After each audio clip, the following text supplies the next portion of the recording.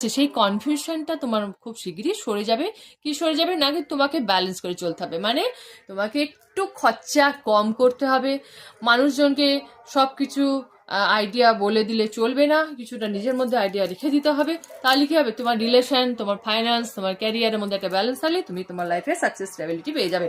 8 of diamond কি বোঝাচ্ছে? 8 of diamond তোমার বোঝাচ্ছে নিউ অপরচুনিটি, ট্রাভেল, মানে মানি তোমার আসবে আর যাবে, সেটাকে বোঝাচ্ছে। ফাইন্যান্সিয়ালি ডিফিকাল্টিসকেও বোঝাচ্ছে। এবং ডায়মন্ড কার্ড কিছুটা ইয়েও বোঝায়, মানে ডায়মন্ড কার্ড তোমাকে আর্থিক উন্নতিও বোঝায়। কিন্তু তোমাকে ওইখানে বলা আছে কি 8 অফ ডায়মন্ড তোমাকে একটু সাবধান করে দিচ্ছে কি, যে মানি তোমার অনেক আসবে কিন্তু সেই মানি তোমার বেরিয়েও যাবে। তো কি করতে হবে, মানিটাকে ধরে রাখার জন্য তোমাকে ইনভেস্টমেন্টও করতে হবে সঠিক জায়গাতে। 7 অফ ডায়মন্ড তোমাকে একটু সচেতনও করে দিচ্ছে, তাই না?